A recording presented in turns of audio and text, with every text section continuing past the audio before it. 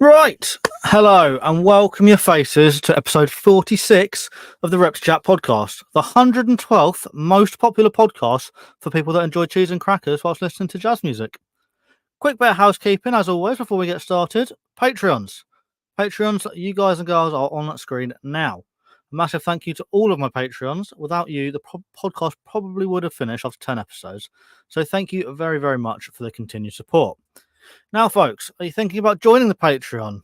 Here's a few reasons why you should consider it. Number one, you get early access to every single vlog and early access to every pre-recorded podcast episode.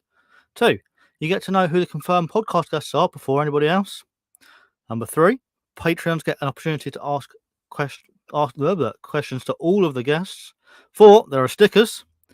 And number five, it starts at as little as £1 a month. So there you have it. That's just a few reasons why you should consider signing up to the ReptiChat Patreon. Moving on. As I mentioned in the last episode, I am an ambassador for Tough Mudder.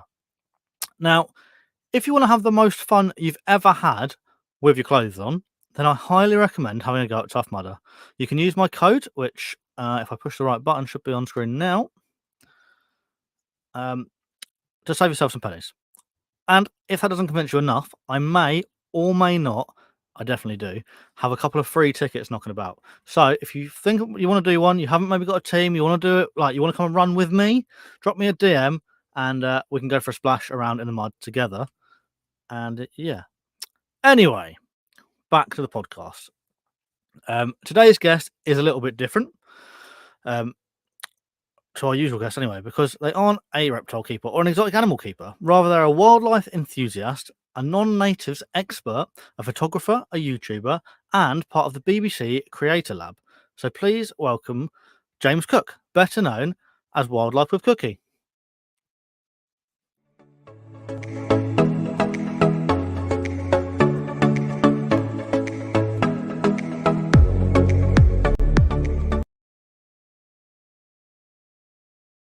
Hello.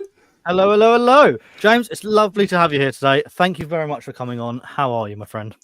Mate, I'm all good. This is an absolute pleasure. By the way, this is so professional. I was taken aback there. I was like, look at him go here leading this out. Thank you very much. I try my best. Yeah, man, that's wicked. So before we get started, obviously, it is a live episode, so hopefully there'll be people chatting away. So no, I will be nipping in and out of the live chat as the episode goes along. To try and keep the questions relevant if you are there, though. So let's just do a quick say hello to who is in the chat. So we've got Fiona there. So hey, Fiona, early gang as always. Big up. And Viv Visions as well. How are we doing, Ken? Nice to see you here, mate. And there's a few other people watching. So if you're watching but you're not commenting, you feel free to drop us a comment. Don't have to shout you out, but it's always nice to see who's here. Riddler, thank you very much. No worries that you can't stick around, but I appreciate you popping in. Cool. Right, let's get started. So, James, I like to start each episode with 10 quick fire questions, basically like this or that questions, and it helps us get to know each other a little bit better. So if you are happy, we can get started. All right, perfect. Let's go for it. Sweet. So, cats or dogs? Dogs. Nice, perfect. We're off for a good start. Yeah, that was quick as well. Yeah. Snakes or lizards? Snakes. Nice. Frogs or salamanders? Frogs. Perfect. Centipedes or millipedes? Millipedes. Spiders or scorpions? Scorpions. Nice. Birds or butterflies? Birds. Grassland or woodlands? Woodland. Beach or mountains? Mountains. Hot climate or cold climate? Hot. Nice. And finally, this is probably the most important question of the entire podcast. Yeah. What's your favourite biscuit? Chocolate hobnob. There we go. That's the chocolate hobnob is the marine of the biscuit world. It's just, It's the best thing. By the way, you're going to see me like picking away at stuff down here. I've actually got some yogurt raisins on the go. Yeah, no worries. You enjoy it. Flipping love them. Yeah, I want some hobnobs now, to be fair. Oh, mate, honestly, absolute kryptonite for me. I don't know about you, but I can smash straight through a whole packet. Like, you have one and two and you think, try and put them away. Can't do it. Smash the whole thing, devour it. It's great. Definitely, especially if you've got a cup of tea on the go as well. Oh, my God, honestly, unbelievable. Perfect. And we've got a few more people in the chat as well, so let's say a quick hello. Who we got? We've got Martin. Nice for you to come along. Thank you very much. Nice to see you. And we have got Matt as well. Evening to you, Matt. Thank you very much. And Ken that says, passively watching, setting up new setups, organising the car for IHS. Of course, it is IHS tomorrow. So if you guys are going, what is that? IHS is a reptile show tomorrow. So big up. Where's that? I don't know. I can't remember. Up north somewhere. It's like 5 hours from me. Right. I'm sure someone in the comments will say where it is. But yeah, I'm not going, but I know a lot of my viewers and watchers and listeners are going. So I hope you guys all have a great, great day. Just like a load of lizards and that. Lizards, snakes, frogs, bugs, you name it. Yeah, I love that. Yeah, it's good. So, James, could you give us... Do we want me to call you James or do we want Cookie or do you not care? I'm not that bothered, to be honest. You crack on. James it is then. So, could you give us a bit of a history lesson into who you are and where your sort of passion for wildlife started? Okay. It can be as long as you want. It doesn't have to be a short version either. Yeah, we'll keep this short, I reckon. So Steve Irwin was the main guy for me as I was growing up as a youngster. Just his passion, enthusiasm, just his raw energy was just something amazing, right? And then my mum as well. She was always like semi into wildlife. She's always like taken a bit of an interest, so I've got it from her. And as like this has come around as a job for me now, it's more like thanks to because I enjoy video making, I enjoy wildlife, and it took me like a year or so of making like YouTube content and this, that, and the other to finally put those two things together. Yeah. And then from there, I've picked up certain things like I assume things we're going to talk about in this, like animal anomalies and doing little other bits and pieces. And now it's my full-time job. I get to run around the UK and beyond looking for the weird and wonderful. Which is awesome. It is like a dream come true, I imagine. It's definitely a dream for a lot of people. Yeah, it was a long time in the making. It took me just under 6 years to turn it into a full-time thing. So it was a long time coming. Yeah, worth it though. And now you're doing incredible things. Absolutely. Yeah, it's good. Yeah, it's nice. Yeah. So the first incredible thing that I want to talk about. So it's a trip that a lot of people would probably call it a once-in-a-lifetime trip, but you've just come back from Africa. Yeah. So tell us all that you can about that, because I don't know what content you're keeping to yourself, but where did you go? How long were you there for? All that sort of stuff to start with, I guess. So I went to the Greater Kruger region of South Africa, literally right on the fence to Kruger National Park, and it was thank you to African Impact, who are like they run volunteer programs for people who want to go learn about conservation and wildlife, and in that specific area, photography as well. So it's a real cool place. You get to go out looking for animals all day long. You do a bit of conservation work, and then on the weekend, if you fancy it, you dip into Kruger and do it all again. So I got an invite out basically for a bit of promotion. They were like, do you want to come out here? In exchange, can you just tag us in stuff? So I was like, yeah, no brainer, sign me up. And and I went. So I was like, packed and you're out the door. Literally, it was great. So I was like, yeah, sign me up. 3 weeks I was there.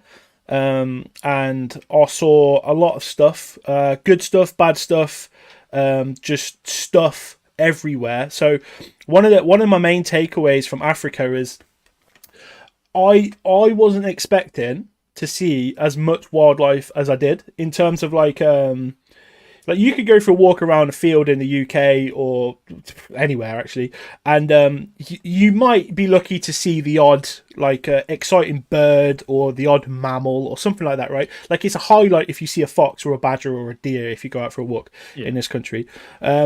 You can't go more than like 100 meters without seeing something cool in Africa. Like the place is insane. Like, is that cool because it's something that you haven't seen, or is it just like that's something cool every time? Like, because I imagine if someone from, I don't know, somewhere else came to the UK and saw perhaps a badger or fox that they hadn't seen where they are, it's quite cool to them. But are we saying it's cool to you, or is it just cool? No, it's cool. So like you get this actually a lot with people from Australia and New Zealand. They come over to Europe or America and they see a squirrel for the first time, and it's like the best thing they've ever seen in their lives, right? But no, like, so in Africa you'll see elephants every single day. You'll see giraffes every single day, like, and to the point where elephants almost become boring. It's just like, it sounds stupid, and obviously I don't mean it, but like, you're so used to seeing them, it just sort of becomes part of the furniture. But elephants are amazing creatures, we all know, but they're in a bit of trouble, right? So they love to like assert their dominance and their authority, so they'll always like kick, scream in front of you and sort of like mock charge the vehicles you're in. Because that's probably one thing I should mention, actually. You're in vehicles a lot because well, if you're not, you're probably going to die, you know. Yeah, that's mad. So what were some of your highlight animals that you saw whilst you were there? I'm going to keep... I'll keep one secret. Yeah, I was going to say, what are the highlights that you can share with us? Because I don't want to spoil anything. Okay, so I did see a lot of stuff, right? More than I was expecting. So my absolute number one thing that I wanted to see, like the best thing out there for me, I saw a honey badger. And wow. So I went out there all sort of like cocksure, being like, "Oh yeah, we're going to see a honey badger, no problem." I like, and then I got to the camp where all these people were way more knowledgeable in Africa, and I said to them, like, they asked me, they were like, "What do you want to see?" And I was like, "Honey badger," and they just sort of laughed. They were like, "No." Like, forget it. Like, it's just they're rare. Like, they're obviously out there and stuff, but they're elusive and they're rare. You're not going to see them. After one weekend in Kruger, literally on the drive out of Kruger's Park, and honey badger at the side of the road. It was unbelievable. It was like, that was my absolute favourite of the stuff I can mention. And then there was, I mean, lions everywhere, leopards everywhere. I saw porcupine, which was great fun. Actually, I saw leopards trying to hunt porcupine, which was just it's quite surreal, actually, because porcupine's another one of those things where I thought I was going to see loads of them, and turns out they're actually really sort of quite a difficult thing to see. And to be able to see a leopard try and hunt porcupine was like wow, that was pretty unique. That was quite. I wasn't expecting to see that. That was cool. No, I imagine when you like sort your like in the itinerary out, like, I want to see elephants, I want to see giraffes. At no point was there. Oh, there might have been, I want to see a leopard and I want to see a porcupine, but there was never those two coming in contact with each other either. Nah, honestly, it was mad. And it was, like I say, you sort of have a list of the animals you want to see, and you go through it with these guides who obviously live this job. They're out there all the time, they breathe it. And you sort of say, like, "Oh, can I see a pangolin?" And they just go, "No." Like, you're not going to see a pangolin. No one sees pangolins. It's just the rarest thing out there. Porcupine, they're like, probably not. No, they're rare. Honey badger, rare. Like, all of this stuff, it's all super rare, but I think I was very fortunate to be able to see most of those things. I don't want to get people too excited. I didn't see a pangolin. Like, that was one of my three, right? So my absolute favorite, honey badger. I wanted to see it, got it, sweet, loved that. Pangolin was also on that list, and another thing which I won't say, but I managed to tick off that one. But it was incredible. Like I say, every single day there was something new, something crazy, and just stuff happening, and it was so cool to like be a part of it and watch it all unfold. Yeah, definitely. It's and seeing that many animals is incredible. Like, my parents went. When did they go? They went in very beginning of January. They were over in South Africa seeing friends, but they spent a couple of days out, like, by Victoria Falls, and did like a little safari type thing there. And even that, they were out for a day and they saw like giraffes, elephants. Their highlight, they saw some lions hunting a wild boar or like some sort of pig type creature. Warthog, probably, yeah. Yeah, probably. And they said that was amazing. But they aren't like, they like animals, but they're not like wildlife enthusiasts. So I remember talking to them, and they were like, "Oh my god, that's incredible." So to go with someone with your passion, and then to go and see it, I can imagine I would be like, "Oh my god, there's something. Oh my god, there's something. Yeah. Something moved. What's that?" No, genuinely, because there was one moment where we saw this like this dead impala, and impala's like the most common mammal out there. Like, it's everywhere, right? So it gets hunted by everything, and we saw this dead thing, and and we were like, okay, this is exciting because something is going to happen. You know, like in this country, you could pass the same dead deer on the side of the road for like 3 months, right? In Africa, you aren't going to see that dead thing tomorrow. You know, like that's gone. Like whatever's dead, it won't last 24 hours. You will not see it the next day. So if you come across something like that, excitement, stuff is going to happen. So we see this impala, and then the vultures start circling above, and it's just like, I'm sat there like, this is sick. I'm living it. Like, stuff is happening. And amazing things happen from there. But that's the stuff I can't like describe. It'll be in a video at some point, but I want to try and keep it as secret as possible, just because like it was like, for me, I was like, oh, this is amazing. But yeah, what a wicked place. Like I've actually said before going out to Africa, it's never actually been high on my list. Like I've never. It sounds stupid, but I think because you can see a lot of like the African animals in zoos. Pretty much every zoo's got like an elephant or a lion or a giraffe, right, or a cheetah or something. I've never been overly enthused by it, but since going there, it's now top. It's like, for me, it's beaten Australia and it's beaten New Zealand. I haven't been to Canada yet, but like for me, it's straight up there. I loved it. Yeah. Well, see, Australia is like number one on my list of places I want to go. Yeah, for you reptile geeks, it would be, wouldn't it? It's there's a lot of reptiles in Africa as well. Did you see any snakes and lizards and stuff whilst you're over there? Yeah, loads of snakes actually. Look, I like the odd like water monitor and stuff like that, but like snakes wise, there was quite a lot going on. Yeah, did I see any danger ones? No, I don't think I saw any danger noodles, but there was definitely a lot of snake action. I actually watched an angry Afrikaans man in barefoot shoot out what was it, a rock python or something? I don't know. It was like 3 meters long. The thing was massive, and this like python was just in the road. So he got out and he was angry. He was like shouting at it. He was chasing it, like waving his leg, getting out of the road. And I was like, what am I watching right now? This place is mental. That's mad. Yeah, so there's quite a lot of snakes. Yeah, it was good. Yeah, awesome. So, apart from the pangolin, was there anything else that you really wanted to see but you didn't see? Or I'll flip the question as well. Was there anything that you weren't expecting to see that you did see, and it was like, oh my god, I didn't think I'd ever see one of those? Besides what we already mentioned. Okay, I don't. Was there? Aardvark. I didn't get to see an aardvark.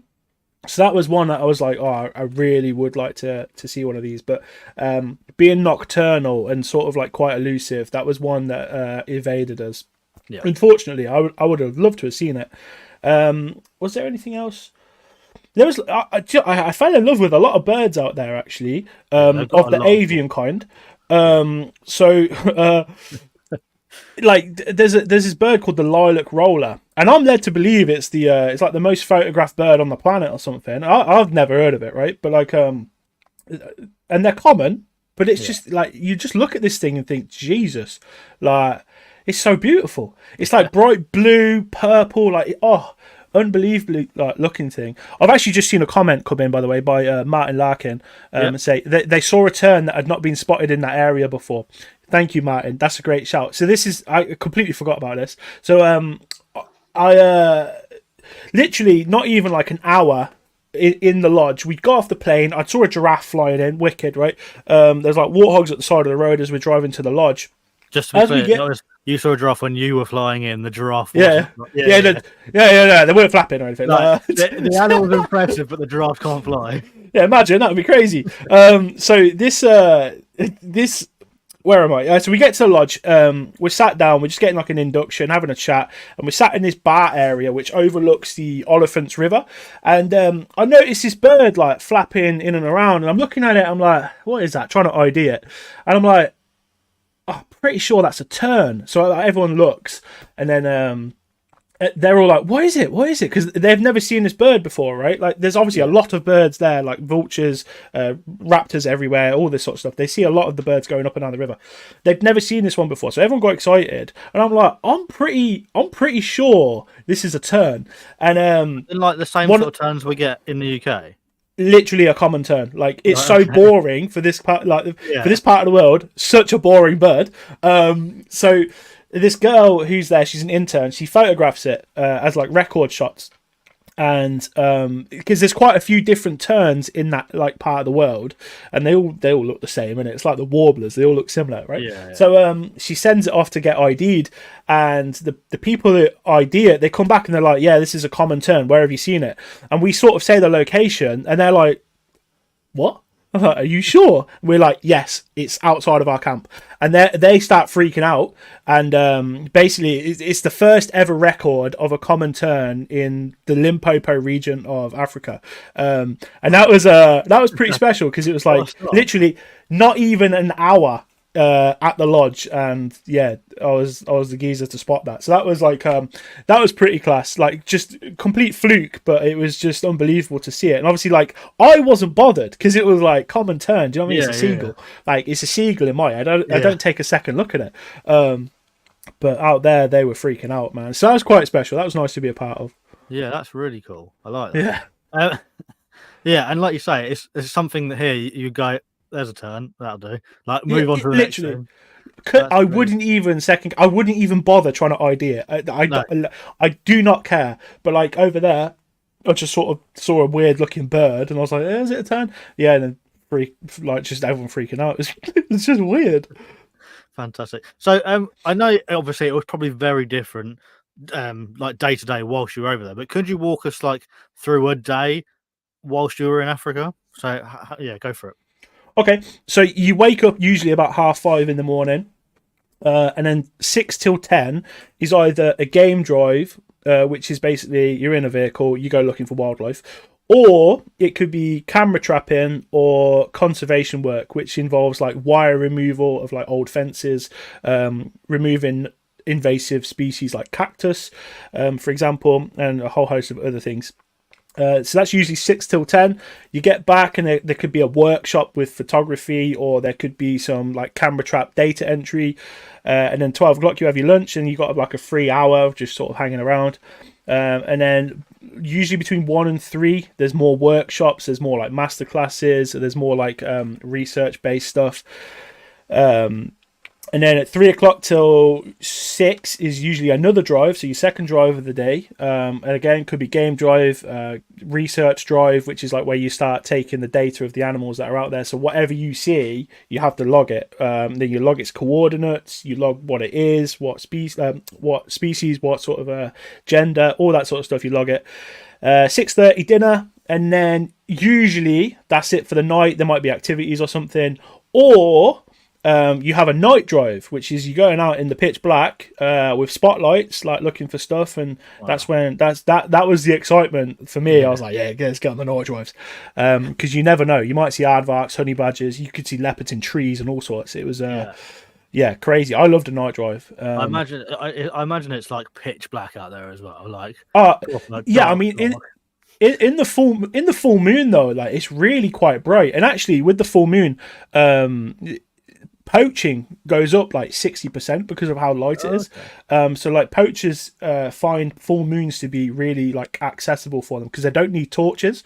They can just sort of navigate through without a torch in the dark of like night, and it's that's pretty crazy actually. But that's like in that part of the world as well. Like you'll look up, you'll see the Milky Way and just stars all over the shop, and every sunrise and sunset is the best sunrise and sunset you've ever seen in your life. It's just it's an incredible place. Yeah, fell in love.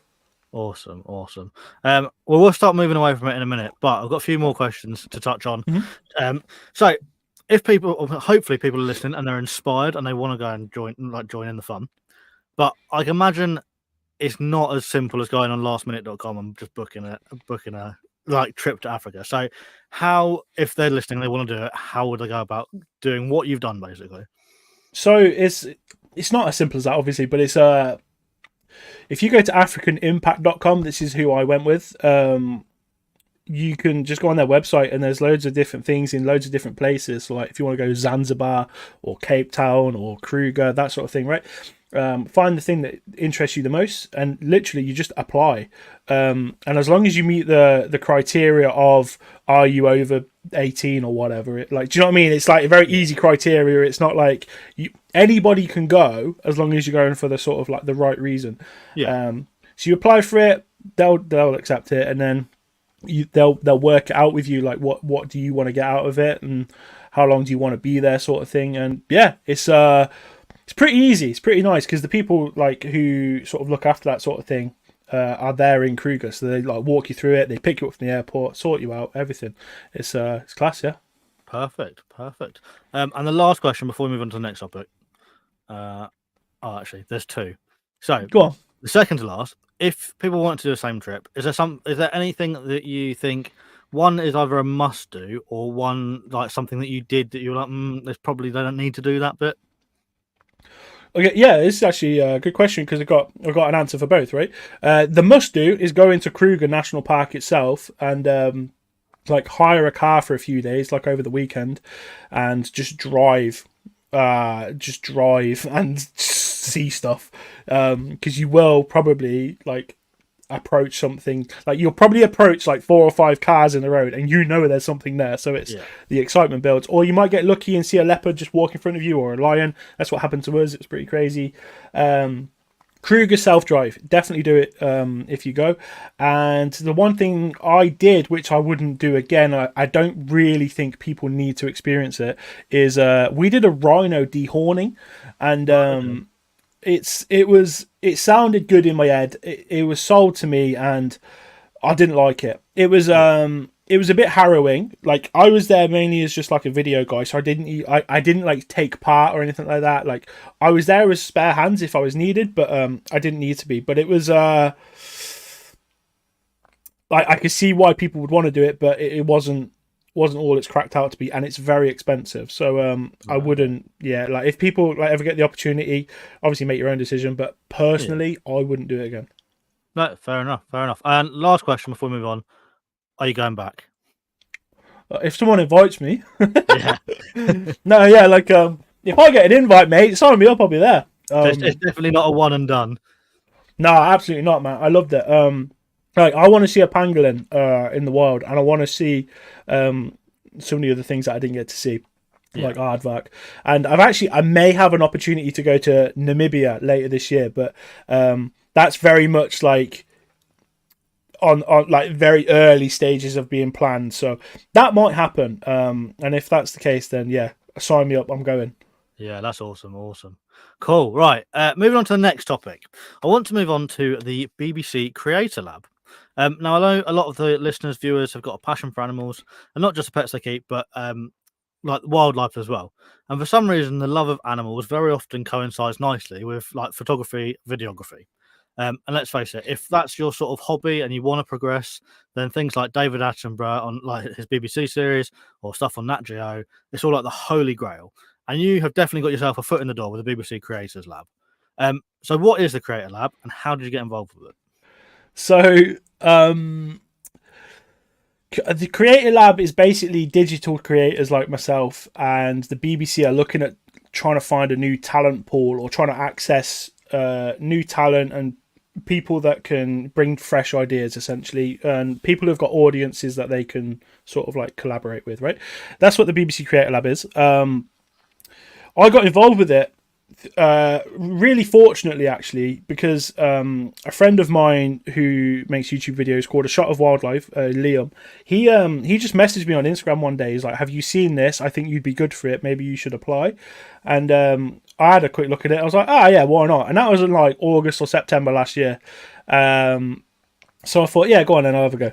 I didn't expect to hear anything back, right? I thought there's going to be loads of people for this. I probably don't fit the mold or the criteria for it. And then in December, so I completely forgotten about it. Forgot it was a thing, all of this. In December, I just get an email come through while I'm in New Zealand. So like, I went to New Zealand to like travel and live my life and be out there for a long time, right? I was literally there in my second month, and then an email comes through and it's from the BBC. So I'm like, what's this? I open it. I'm like, oh no, like, this is the BBC Creator Lab. And it was like, yeah, you've been accepted. It's in February. So I was like, oh, bollocks. I was like, this is not good. So I had a tough decision to make, but I thought I'd give it a go. So I gave it a go in February. I went there. I was there for 3 days, 2 days with the BBC. And yeah, it was nice. I liked it. It was like meeting everyone for me was the best part. So there was 20 people and just everyone was so like different, but all pulling in the same direction, if that makes sense. So it was it was lovely meeting everyone, because it gives you that inspiration to take your game to the next level, and sort of like you see other people do what they do, and it's for me it was a really inspiring sort of thing. And that sort of 2-3 days of meeting all those people was lovely. I really enjoyed it. Yeah. Cool. And are there any projects stemming from the Creator Lab, or was it just a case of like come in, chat, learn some bits and bobs, meet some people? So the premise was to so through the 2 days you were going to get like a little bit of training, the odd masterclass, and then at the end of it you're going to pitch an idea to the Springwatch commissioners. Right. And producers and stuff, right? So the idea was 20 people here pitch an idea, and then maybe 1 or 2 get selected to have like a short film made for Springwatch. Yeah.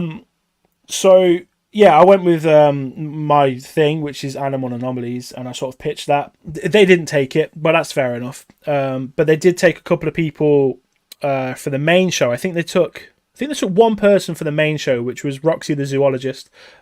She is lovely, the loveliest person, and they took, I think, 3 people for the after Springwatch show, which is like the iPlayer version. So it's it's ran by Hannah Stipfall. I'm pretty sure. Is it Springwatch Unsprung? I can't remember, but it was it's got a different name now, I think. But I think it's called Watch Out, actually. So it's after Springwatch. It's got another half an hour to an hour.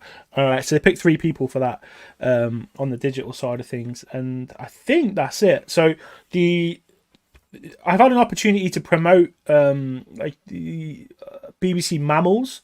So the Mammals like documentary series with like David Attenborough narrated.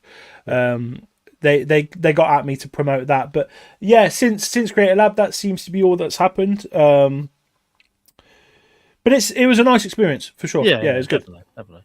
And whilst we're talking about the BBC not specifically, but them and media in general, obviously you are doing this full time now, and it's something that a lot of people would want to do and strive to do that. I know I don't so much anymore. I used to do a lot of wildlife photography, had a few exhibitions and stuff. I moved away from it. I like doing it as a hobby, but I wouldn't want to do it as anything else. But I know a lot of people do strive to do it. So what's some advice based on your experience that you could give like the viewers and listeners if they want to push into making it a more of a full-time job? Okay. So this is like your best mate, because you can film stuff on this. Like, people always seem to think you need like the highest end technology, and it's just not true. A lot of the stuff I post on TikTok, if not all of it, is with my phone, and that's like a good portion of like where my like revenue comes from, and it's literally on my phone, right? The more higher end stuff, then I do use like this, which is to like just have more professional looking stuff, right? But honestly, you don't need it. And like to starting people, technology and stuff, it isn't all the be all and end all, right? As long as you've got a phone and you've got good enough audio quality, you can just crack on. One big thing that I would say though is you've got to be passionate about it, or you've got to care, because I think I mentioned at the start, I've been doing this like 5 years, just over 5 years, and then I've gone full time. So like that's a big portion of time, you know, that's a long time of me doing the same thing. So I think people as well, they don't expect to, they sort of think like a few videos and that's it, they'll be making money. It is not the case. Like if you don't love it and you don't enjoy it, you aren't gonna make it, and it's as simple as that. And I think combine those two, right? So passion, enthusiasm, get your phone out, film a few things, and provide a bit of a value. So whatever that would be, like if you want to be funny, cool. If you want to provide education, cool. Like whatever it is, you've got to provide something, right? There's a guy actually I've seen on TikTok recently who's doing wildlife stuff, but he does like a really good impression of Gollum. So he does it like he narrates like as Gollum. And people seem to love that, but it's like it's educational with a bit of like like a comedic sort of thing to it, right? Yeah. And that's something different, and that will obviously do well. But it's stuff like that, right? Provide a bit of value, and be passionate, and don't worry about your technology too much. That's what I would say. Yeah, you're better to be in the moment and get some sort of footage or some sort of picture than not be there because you haven't got a camera. Yeah, exactly. Like, I think people are really forgiving on the quality of video. Yeah. Like, obviously you can't look like absolute potato, but like it doesn't need to be perfect. And like, people are really, really forgiving with that. There's loads of people on YouTube that don't have very good quality, but have hundreds of thousands of subscribers and people who love them. So it's, it doesn't matter. No, perfect. Some awesome advice there. Right. We're going to take a big, nice sidestep onto the sort of final topic of today, and that is your sort of animal anomalies or the non-native species and stuff. So you've made a bit of a name for yourself or on the internet, specifically, I suppose specifically for finding all sorts of oddities in the UK, from wallabies to Asclepian snakes, even kookaburras. So tell us about animal anomalies, and then we will go through my massive list of questions. All right, so Animal Anomalies was born in 2020. I not long watched Forrest Galante's Extinct or Alive, and I loved it. I was like, I want to do something similar, but I can't go looking for extinct animals. Don't have the backing for that at that moment in time. So I was like, what could I do something like UK based in a similar sort of vein, right? And I'd heard stories of like big cats, for example. I'd heard stories of wallabies. So I was like, maybe if I follow this up, and maybe if I can try and find out about weird stuff in the UK that shouldn't be here, I could follow that route. And that's what we did. So I went down that path, and I started with scorpions. Did the parakeets, and then the wallabies, which was like the first real sort of step. It was like a more professional sort of thing. And then from there, because that was all on YouTube, and it was never that successful. But it was something I really started to enjoy, and like the whole sort of like creative process of like putting all those things together. Once I started posting it to TikTok and Instagram, it just went mental. TikTok and Instagram loved it, especially TikTok. And it created a hot topic, and I sort of have become the guy that, or I've been labelled that anyway, the guy that finds the weird stuff in the UK, and I like that. I'll take that. Yeah, it's a nice label. I do like it. I was doing a reel on Instagram to promote this a couple of days ago, and I went on TikTok to find a clip, and I typed in wallabies. I literally just searched wallabies, and the first 20 videos were probably your video, like reposted and stuff. Yeah, it's nice. Like, I love it. I think that my ultimate goal with this is to get people into wildlife. So like my core or like my target audience isn't already wildlife lovers. Like, if wildlife lovers watch my stuff and think, yeah, this is wicked, that's great. But you're not my target, right? My target is people who don't really know a lot about wildlife. They're just your general population, doesn't really care. Like, but I feel like with this I can provide something of interest, right? So you sort of have a base knowledge in this country of what's here. So if I was to say or prove or show like here's a wallaby, they go, huh? And then they'll tell their mates, and then their mates will tell their mates, and I think that's the goal. And then through that, people will get into wildlife because they'll start picking up on this weird stuff. And I've likened it to Pokemon, right? So it's almost like real life Pokemon. So like I go out and look for these weird things that shouldn't be here. These legendaries or these like shinies. And it's like, I think people can resonate with that more than anything. And like I said, the end goal is to get people into wildlife who aren't already sort of like into it. That's my thing. Makes perfect sense. Yeah, so it's going well. It's done well, and hopefully it can continue. There's still quite a few things here that I wanna sort of put a spotlight on. But yeah, the most recent one was the Kookaburra, and that thing flew. Yeah, no that's pun intended. Cool. Yeah, funny actually. I'd seen it, and then I had probably 5 or 6 different people send me your video on Instagram as well. Like, oh my god, have you seen this? I absolutely I love a Kookaburra, and I won't do it, but I try and do a Kookaburra impression. I'm quite good at it. unless you ask my wife, but I'm not doing it on the podcast. Wow, why not? Not even for me. Because I'm here to interview you, and nobody needs to hear that. What a letdown! Can't believe it. You're bigging it up, and you won't do it. I know. It's maybe Patreons. Go and check that in the link in the description. So, what has been your favourite non-native that you found so far? Wallabies and Kookaburra. Those two, definitely those two, right? So the Wallabies was the first one. That was in Scotland. I really enjoyed it. Well, I was like, I've heard of rumours of them being in England, so I went and found some in England as well. That took ages. But the English ones was like a real sort of like a pat on the back. I feel like the Scottish ones were already sort of known about. They were like, you could easily like Google them and sort of find out about them. Whereas the English ones are a complete mystery, and I managed to locate them, and that for me was like a proper like a rewarding thing, right?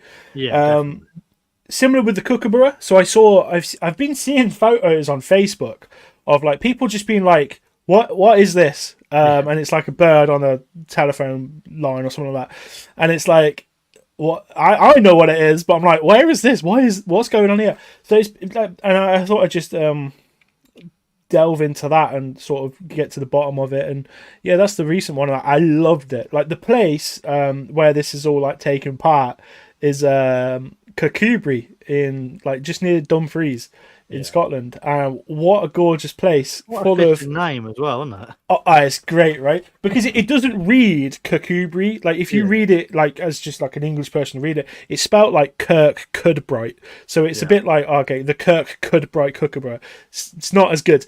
But I found out when I was there, the place is actually called Kookaburra, but it's just the way it's spelled. And I was like, that's brilliant. Like the Kookaburra. And then it's like cookies looking for the Kookaburra. And I was like, yes, it's so good. So like the place is wicked. The people were wicked. I loved every single second of it. And I was really happy that that like was able to be made. Yeah, it was it was good fun. Absolutely amazing. So, what's been your most difficult animal to locate? You reckon it's the I can't remember where's that, Wallabies in England? Yeah, Wallabies in England it was difficult because it was like I just couldn't get a location. Like I'd heard rumors, but like I'd go and check a place out and it would be rubbish. Or like I'd go, or someone would like tip me off with something. I'd check it out and it was like a wallaby in an enclosure. And I was like, okay. So to eventually find that was good, right? To eventually get like a good like idea of where to go was good, because within 3 minutes of being in that place, I'd found them. And I was like, oh, sick. Okay. That's so cool. Yeah, so that was wicked, but that was hard for different reasons. But this is going to sound stupid, and they're technically a native animal, but the hardest one I've had is boar. It was just like wild boar. It's like it's a native animal. It went extinct, and now they're back in the Forest of Dean and maybe a couple of other places. That was so difficult, just trying to locate them because they're constantly on the move. And they're quite shy in the Forest of Dean. Like they get shot a lot, right? So they're sort of quite wary of humans. But I went down there like 6, 7, 8 times, and I had nothing like every single time, and it was just like, oh my god, because it's frustrating because you can see the sign of them everywhere. Like they've obviously been everywhere, but then I'm down there and I'm like, where are they? Like I was like, I can't find them, and then I got so lucky. So I was just on a walk, and then like 5 of them just burst across the path in front of me, and I was like, "Oh my god!" And then the next day, because for me that was it. I was like, "Yeah, I've done it." Yeah. The next day, I went to go scope out another place for something else I was interested in, and literally, I pulled up to this place. I parked, and there was one just stood there looking at me, and I was like, "Are you taking the piss?" I was like, "What is he doing?" It's always when you're not trying to find it, like, or honestly, if you go for a walk and you haven't got your phone or your camera, then you'll see it. It was a nightmare. I just looked at him, and I was like, "Why have you done this?" He mugged me up, but I filmed him anyway. He was a nice little boar. He was quite tame, because I think basically the reason he was there was like this old couple were like feeding the ducks, but this boar had sort of caught on that there was food, so it kept coming at this certain time, and it was a total fluke that I saw it. Like I say, I was there for something else, but Yeah, no, he was nice. But boar was definitely a hard one. What else was hard? So these aren't like true anomalies, but capercaillie and wildcat at the minute, they're like my hot targets. And I went looking for them in March, and that was a nightmare. As you can imagine, like wildcat's difficult as it is. Like it's a cat. They're hard to see. Like I've seen. So I live quite close to the British Wildlife Centre down, and they've got a pair of wildcats in an enclosure, and even in an enclosure where they're in front of me, they're still really hard to see. Honestly, cats are a nightmare. Like they're so good at hiding and like camouflaging with stuff. And so wildcats is one that I really like. I feel like that would really put for me anyway, would sort of like declare that I sort of know what I'm doing. If I was, do you know what I mean? Like I feel like with the anomaly stuff, it's a bit gimmicky. Like, oh, here's a wallaby like gimmick, and then it's like, oh, here's the walrus that turned up, and it's. I feel like that can be a bit of a gimmick, but if I go out and find a wildcat or a capercaillie, people are going to go, yeah, all right, fair play. Do you know what I mean? Like I sort of I'm after that, which I think would be quite nice. But they're a nightmare, absolute nightmare. Yeah, that doesn't surprise me, to be fair. but it's a good target to have. Yeah. I don't really know like where else you go after that. To be fair, with the Scottish wildcat, because it's probably like the rarest thing we have here, isn't it? And like, there's obviously like rare vagrants of birds. Like we get the odd snowy owl or something like that, or eagle owl. Eagle owl is actually one I've been trying to chase up actually, because we've got a few of them here, but you can never get like a sort of like a firm idea of where to go. But no, that's definitely one actually, eagle owl, I want to sort of try and nail down. I think that'll be good. Snowy owl too. I love an owl, to be fair. Like where I am in the UK, we get quite a lot of short-eared owls in the winter. Wicked. And like you can go out in the middle of the day and they're just there cruising around, and it's incredible. They're so lovely, aren't they? Such cool looking things. Yeah, to be fair, I think that's where my pack, like obviously Steve Irwin reptiles, I love it and I've always loved it, but I'm quite a big birder, and I was very much into my bird photography. Not so much now, but I still can really appreciate it. And the shorted owls were like one of my favourite things I've ever seen. Yeah, they're really gorgeous. I saw one on Skomer Island once, and it was just it's just wicked. Loved it. Yeah, and I'm actually going to Skomer next month. Well. Big birds. Yeah, they're a good size. Yeah, like but the thing with me for that, like owls, they might as well be a mythical creature, like because I just never see them. I don't know what it is. They are my absolute kryptonite, but it just makes every sighting of them special, or more special, I suppose. Yeah. But like, I love them. But yeah, to me, they're mythical. Yeah, no, I get that. It's like there's nothing better than like. Well, I quite often in the summer take the dogs out in the evenings. You're walking through a field, and then you just get that like the barn owl. Yeah. You don't hear it; it's just there. No, like and it's so good. I love it. Absolutely. Love it. Big fan of owls. Anyway, let's get back on topic. So obviously it varies from animal to animal that you found, but how do you go about finding them? Because I saw a picture of a kookaburra in Scotland on Facebook. I'd go, right, I'm never going to see that.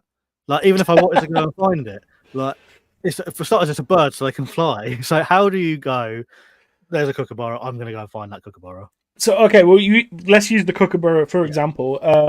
So with that one, like I mentioned earlier, I've been seeing people post them on Facebook, like in like the RSPB bird groups or something like that, right? People will be like, what's this bird? And they sort of provide a location. So once there was like 2 or 3 of those, I was like, okay, there's something going on in Kookaburra. Like I need to go and sort of like check this out or whatever. So from there, like Google Maps, like what's around there, like Kookaburra town. Oh, there was an old wildlife park. I was like, okay, this might link. The wildlife park's next door golf course. These are both like great places for animals to live. So like pre-going there, I started sending out emails being like, oh, have you heard about this? Like, could you tell me about this? I put it in the Facebook groups like, I'm coming to look for the kookaburra. Anyone got any information? Which is always a solid way, because I think a lot of people have more knowledge and information than people would take credit for. Like, so I posted it into like a Facebook community group of Kookaburra, and like I got like 9 responses straight away, being like, "Oh, I saw it on my like fence post 3 weeks ago," or "Oh, I haven't seen it in 3 months." But like people would be very sort of good with their knowledge, or they'd know someone and they could pass you over. So it's just like chasing that trail, right? So eventually I picked on 3 people. One of them was the golf course greenkeeper in Kookaburra, which was like a real solid person to have on board, because like I mentioned a minute ago, the golf course is a real good like nature hotspot, especially for birds. And then 2 of the people that had sightings, right, recent sightings.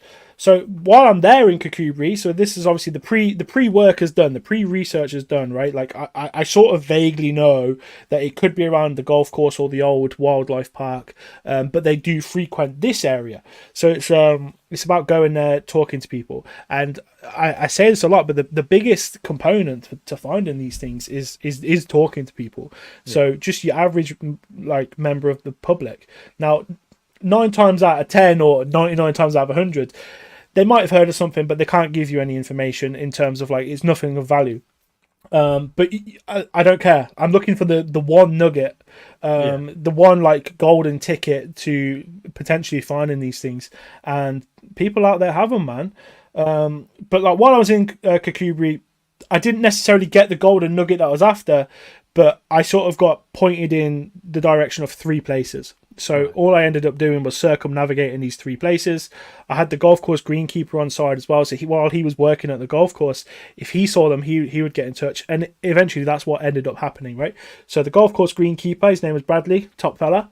He gets in touch. He sends me a Facebook message, and he's just like, it's a picture of a Kookaburra, and he's like, they're here now. So I'm like in the car, and I'm like, I'm coming. And race up there, and there he is with this Kookaburra in the tree. And he was following it around the golf course for me. So got there and then ran up to it and got close to it, and yeah, it was great. But yeah, so generally what goes into like something like that is the pre-research. Like you start seeing weird things pop up on Facebook or something like that, right? Or there might be some old news articles. So there was one that was chasing up like a year or so ago, which was Kawati. So it's like a raccoon looking thing from South America, and at one point or another there were about 10 or so of them in the Lake District, but obviously through the research of like just reaching out to people from a certain area, so for that one I was reaching out to like the wildlife trusts, a university, all of these different people, and no one had any solid information from the last decade. So for that one, for me, they're not here anymore, right? So like you just sort of like put a pin in that one, and that's it, that's done. Yeah. But obviously like the Kookaburra is recent, so you can really get stuck into that. That's cool. That segues nicely onto another question I have. So talking of like news articles and things like that, something that we get a lot of reports or reported sightings every year of big cats in the UK, right? Every few months there's a reported sighting of a lynx or a puma or some sort of feline creature. Are we going to see Cookie hunting down a large cat in the UK anytime soon? And do you think they're here? Okay, look, large cat, yeah, there may be something here, right? I'm not gonna skip over that. Large cat, maybe. A big cat, no. Right. So let's. What are we saying? Is a large cat, but not a big cat? A lynx. Right, so there could be lynx here at the minute, and I'll jump onto that after. But like, so black leopards is just no. There is absolutely no chance. And we've got no black jaguars. We've got no black anything other. Like it's just no. There's no leopards of normal looking color. There's no lions. There's no tigers. There's no snow. There's nothing like that here. Okay. There may have been in the 70s or the 80s when the Dangerous Wild Animals Act came into play. That could have happened, and I'm not gonna deny that could have happened. But to suggest, like we see in the news articles a lot, and certain people, to suggest that we've got like 100 to 150 of these animals breeding in this country is mental. It's just utter drivel. And I get so annoyed with it, but it's just nonsense. You would like, this country's too small for these things to go under the radar that long. Like I've just been to South Africa, and I've seen some of the rarest animals on the planet in a very, very large area, right? Of wilderness. Yeah. Like if that was in the UK, everybody would see them every single day. Like it's just not the case, right? Photographers, dog walkers, hikers, mountain bikers, rangers, gamekeepers. There's so many people outside all the time in the UK. You can't be anywhere without someone just appearing with a dog. Do you know what I mean? It just doesn't exist. Like it's just nonsense. But saying that, there could be lynx in the UK. Now, I don't think there's going to be puma, but lynx is a very hot topic in the rewilding reintroduction projects, right? Yeah. I wouldn't be surprised to learn that someone has done some secret releases in Scotland, for example. Yeah. So places in the Highlands or like anywhere that's like semi-remote enough, I wouldn't be surprised to learn that there are lynx. And it may be something that I look for in the future. It's something that I've been keeping an eye on, and I've been hearing rumours, so it's possible. It's exciting. It's exciting. It's all I'm saying. I'm all for rewilding. Like, chuck the lynx back, throw some wolves back in the country, crack on. Like, I love it. Same, yeah, I am absolutely for it. Like, lynx, wolves, bears, get them back. Bears is going to be bears is probably a bit of a touchy subject, but lynx and wolves, I think, would be fantastic. Wolves is probably a touchy subject for most people as well. But I'm well up for it. Yeah, same. But like lynx, for example, you wouldn't even know it was there. It's just it's such a secretive animal. Like 99.9% of the UK wouldn't know it was there. It wouldn't interfere with their lives. They would just go under the radar all the time. Like you wouldn't see it, and even if you went looking for it, you probably wouldn't see it. And I think if there isn't any here now, there will be in the future. But I think there might be something here now. Yeah. That's exciting. That's exciting stuff. Yeah, I love the rewind and stuff. Like I'm on. Like, I can't even get my words out. Nep is on my doorstep, so it's literally like 2 minutes from where I am. So I love that, and I love the fact that there's bison in Kent now as well, isn't there?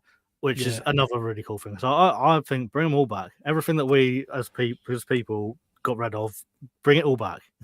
Yeah, no, I'm fully on board with it. Like the bison, I'm sort of disappointed it's in an enclosure because I just think. Stick them in the cairngorms; they'll be sound. Like, you know what I mean? It's the same with the lynx. I just think let's be a bit more proactive with it. Let's get stuff rolling. Let's have stuff moving. Obviously, like I'm not like so narrow-minded in the sense of let's get these stuff back and there's not going to be consequences. We've obviously got to think of the consequences and like what the contingency plans are. But it's just it all moves a bit too slow, and I feel like come on, we need to. Yeah, and like they've done it in other places. Like, I know this isn't a rewilding podcast, but we'll touch on it as we're talking about it. Like, I can't remember which country it is, but there's a Northern European country, and they re-released wolves. And one of the main things was the farmers were going, "Oh my god, they're going to eat my sheep." So they just went, "That's right. If they eat a sheep, we'll pay you. All you got to do, go on the website, say your sheep's been killed, we'll give you some money. Done. It's that easy." And then, like, it covers the sheep, and it covers like it's not just like say the sheep at that time was worth 50 quid. They'll go, right, here's £100, get another sheep, there's the feed to get it back up to where it was. We're sorry that the wolf ate it. Like, no, and I'm on board with like that sort of thing. Great, like guardian dogs as well. Like great, like I think there's so many options we should be looking at, but for some reason we don't seem to want to as a nation, or I don't know. I feel like Scotland has such good potential to be like a fully rewilded nation, and it's really slacking for one reason or another. Yeah, definitely. Right, not last thing at all, actually. Whilst we're talking about big cats and things that may not be here, let's move further afield. And you mentioned Forest Galante at the beginning. I wanted to hear your take on the thylacine, because I know you shared some pictures of it recently. Do you think that was proof that they're still alive? Do you think it possibly a fake image? What's your thoughts on that? We'll just touch on it quickly and we'll move on. So when that was posted by Forest, like Forrest knows a story, yeah. He's very much like he knows a story and he knows what will get him views, right? And I respect it. There's nothing wrong with that. What I will say is that the pictures, if you were to show them to me out of context, at least 2, 3, 4 of them look really, really solid. And when I was this obviously happened when I was in Africa. So there's a lot of people there who are very well versed in cameras and like images and like image editing and stuff. So I showed it all to them, and they thought they couldn't pick apart the images, right? So I think the images were really good, and one of the reasons is because they were real images. The problem is the thing in the image was a model, so it's and fair play to this kid, not for the hoax, but like for the creation of this model. The model's fantastic. It's so good, like it's so impressive, and it's posable as well. So it's like honestly really like top tier stuff. But and I think this is what fooled a lot of people, or at least got the topic going so much, is because these images were like phone sort of like he'd press it and then move, so it gives a little bit of blur, make it look like it's moving sort of thing, and that was essentially how he did it. But yeah, no, honestly, like if you showed it me out of context, it looked great. But I think where it all came crashing down for me was this guy got interviewed, and he was rubbish. He was just he was just a walking red flag. But like these photos out of like context or whatever I thought looked very good, and I was like, these are probably these are the best I've ever seen. Like you've had it before where people have taken an old like thylacine image, they've colorized it, put it in something else, and like people can sort of they can source where that came from, right? Obviously these ones couldn't be sourced because they were like original, fresh, straight off someone's phone. So that, like, it was obviously disappointing, but good hoax, fair play to the guy. As far as like the actual like thylacine's concerned, though, I don't think it's alive. So like the way I describe it is like my head says no, they're not alive anymore, like they're gone. But my heart is like, they've got to be out there somewhere. It's like, it must be true. Like I can't let it go. I don't know why, but I just can't drop it. I can't like let this animal, this dog stripy thing, like just die. I don't know what it is. There's just something nagging me and it's holding on. But I don't think they're alive now. No, fair enough. Well, maybe one day we'll find out, or we never will. Who knows? Yeah. I mean, it's one of them. Like I said, I've spoken to the top scientists. Like, so there's a guy called Bill Lawrence who did a search in Cape York of like Australia. So it's like the far north, Queensland area. He did a search, which, look, I don't think it was a search for the thylacine, but I think they got their money because that's what they said they were going to do. Right? They were doing science for other stuff. I don't care about that. That's fine. But I spoke to him, and he was like, "No, like, there's no chance they're alive. Like, there's scientists all over Australia, Tasmania, and like, it's just no." And then the potential of like a Tasmanian tiger still being alive in Papua New Guinea is another one of those things where it's like, well, it just sounds too hard to believe. But it's an interesting story. I just, like I say, I don't think it's there, unfortunately. I think but like, I don't want people to listen and go, "Oh, this guy's so skeptical and stuff." It's like, I'm not. I just feel like I'm a realist. Like, I just don't see it being a thing. And there are other things that I'm way more happy to get on board with, like moose in New Zealand. Subscribe me to that. I think that's still alive. Like the ivory-billed woodpecker could still be alive, but I think this stripy dog is gone. Yeah, no, fair enough. Right. The last thing I want to go back to your non-natives in the UK. The last thing I want to ask, basically, do you have any plans to go and find any more non-natives? And if so, can you share what's on the list that you haven't already found? That you'd like to there's loads. So like, I have like a true anomalies, which is obviously like the stuff that shouldn't be here and it's rare. So stuff like terrapins, which they like. We should have a pond turtle, but obviously there are terrapins knocking about. For some reason, I've just never done it. We've also got an animal called a gliss, which is like an introduced dormouse. It's called the edible dormouse. It almost looks like a flying squirrel. It's quite a weird looking thing. So we've got a few of them in a very small pocket of the country.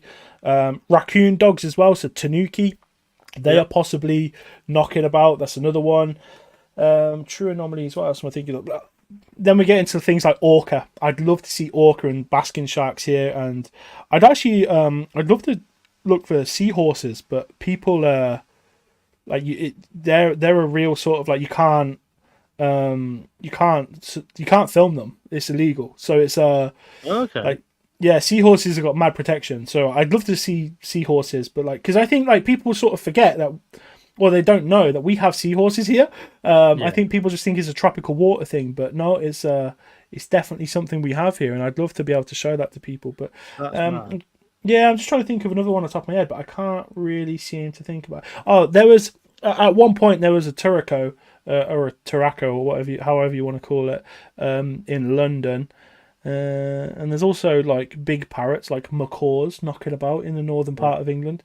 So there's still a lot of there's a lot of things out there that I haven't seen yet that I wanna make some content on. Yeah. So talking of terrapins, going back to terrapins quickly, in the local country park to me, I don't know. Let me move this so I can see. I don't know if you'll be able to see this because it's on my phone, but we have. Can you see that? An animal anomaly. There we go. Soft-shelled tortoise that lives in the lake, literally 2 minutes from our house. Wait, what was it? You cut out for me then. What was that? It's a soft-shelled tortoise. Oh, mad! Yeah, that's sick. You see it. Oh, I have never seen it personally, but every year when the sun comes out, people are all posting pictures like it's out again. Yes, I love it. Like obviously, I don't like the circumstances in which that thing is out there, but I love that these things can sort of like live here and go under the radar and are there, right? Like for this is obviously a pet that's just been thrown out, and that's sad, and I don't like it. But the actual like survivability of these things I find like incredible. I love the story, and I love that it can sort of be out there. And alligator snapping turtles, that's another that I want that as well. We've got one in the same lake. There's a snapping turtle, an alligator snapping turtle as well, which has been actually confirmed by the council. Funnily enough, they said they're aware it's there. It's never caused any problems. They're not getting rid of it. Yeah, you're gonna have to tell me where that is. I'm gonna have to go fishing. Unfortunately, it's an old quarry and it's like 40 foot deep. Like it's you need scuba gear if you're going down there properly. No, that's wicked though. Like just stuff like that, I find it fascinating. But yeah, that's my sort of like upcoming list, I suppose. Mixed in with some just rare stuff, like basking sharks and orca, rare. I like that. Yeah, that's cool, really cool. Well, unfortunately, I think that's about all we've got time for today. But I have absolutely thoroughly enjoyed this. And I'm sure we could go back and chat about extinct things or possibly extinct things and rewilding for hours. But that is the end of the podcast. But before you go, I've got 2 more questions to ask you. First question, where can people find you if they want to follow along with your journey? So Wildlife with Cookie on Instagram, TikTok, YouTube, Facebook if you want to. So literally just Wildlife with Cookie. You'll find me on social media somewhere. There will be a link in the show notes below as well. And finally, it's the final question of the podcast. I ask every guest this question. It might be a little bit different for you, because obviously you're not like a pet keeper, but I'll ask you the question anyway. So, if money, space, time, legality, all of those sort of things were no issue at all, what animal would you like to keep as a pet? Spinosaurus. There we go. That's it. No context. Yeah, no, don't need the context. Spot on. Well, there we have it. I have thoroughly enjoyed this. Thank you very much for agreeing to come on the pod. I'll send you back to the green room. But like I said at the beginning, don't go anywhere. We'll have a little debrief when we're done. But yeah, thanks again so much for coming on, man. It was lovely to chat with you. No worries. Appreciate it. Thank you so much for having me. It's been great. I've loved it. Thank you. Nice one. Cheers, mate. Thank you. Well, folks, there we have it. Hopefully you all enjoyed the episode as much as I did. James, what a character, and I could definitely chat to him for hours. A little different from the usual episodes, but a great one nonetheless. And let's face it, if it's animal related, we all love it. Now, if you want to keep up to date with all things me and all things podcast, I'm on all the socials. You just need to search for ReptiChat and we will pop up, or I will pop up. And last but not least, as I mentioned at the top of the show, there is a Patreon available. It starts at as little as £1 a month. You get added to a private Discord where we're slowly building our own little ReptiChat community. As well as that, all the perks that I mentioned at the top of the show. If you're interested, smash the link in the show notes below. If you don't want to do Patreon or you can't afford it, no worries. all I ask is that you give it a like, give us the video or the podcast if you're listening on Spotify, a like, a thumbs up, a comment, a rating, all that sort of stuff. And if you're on YouTube, please consider subscribing as well. But that is that. Thank you very much. I have been Ben McIntyre, and this has been a ReptiChat podcast. I will see you in a fortnight. Bye-bye.